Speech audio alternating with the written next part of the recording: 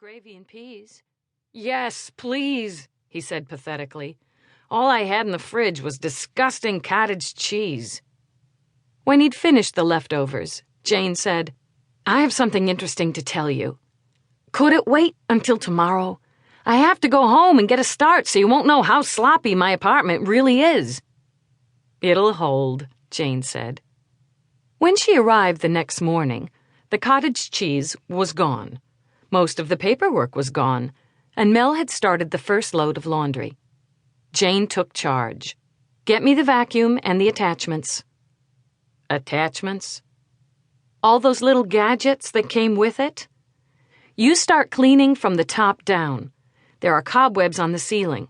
There's a tube that sucks them up, and the same tube gets the dust off the blinds. Then you do the carpet. I'll start in the front bedroom. You finish throwing trash away and put your first load of washing in the dryer. It took 3 hours before almost everything was clean. When Mel started making the bed, Jane realized he didn't even know the right way to tuck the top sheet in tightly at the bottom.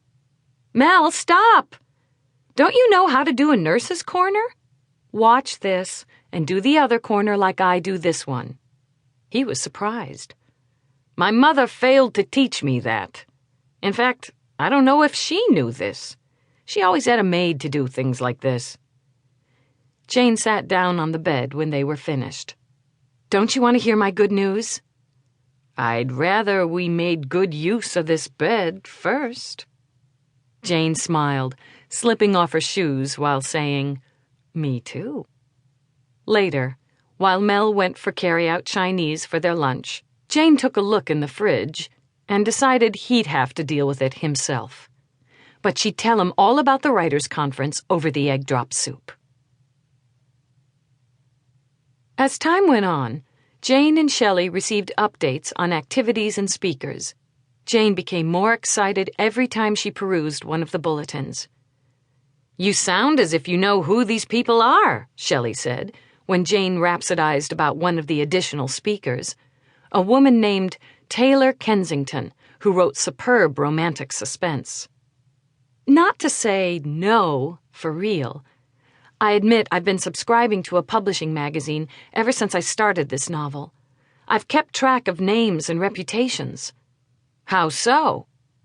There are columns about big sales of manuscripts every week or two. The magazine sometimes knows and tells the amount of advance paid. They always name the publisher, the author, and the agent who sold the work. Lots are nonfiction, of course.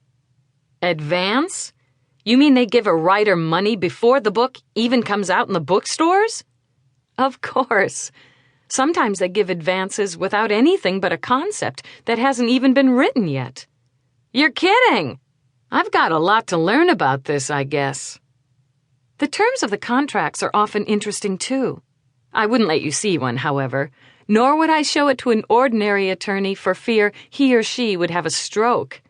Why is that? It's something they'd know nothing about and think was indentured servitude, I understand. That's why writers need agents who are used to the weirdness of publishing contracts. I hope there will be some seminars on contracts. You will show me the contract, Shelley exclaimed. Not until I understand the rules well enough to explain them. Oh, Shelley, I may not ever see one at all, you know. The conference was to start on Thursday, and the Monday before, Jane set out for the grocery store early with a long list of things her 2 remaining children living at home could eat while she was gone. Shelley was just coming home from some errands. You're not letting your mother-in-law take care of them this time, Shelley asked. Thelma's got a conflict. She's going to her younger sister's house in Saratoga because the sister's husband is having very serious surgery and wants someone from the family with her in the waiting room. Besides, Katie and Todd are, I hate to admit, fairly responsible and should be able to take care of themselves. Right. But you're going to be calling them to check every 5 minutes, aren't you? Jane grabbed her purse and pulled out a cell phone. I finally caved to technology, she said. Isn't it darling? So very tiny. You didn't invite me to help you shop for it, Shelley complained. I could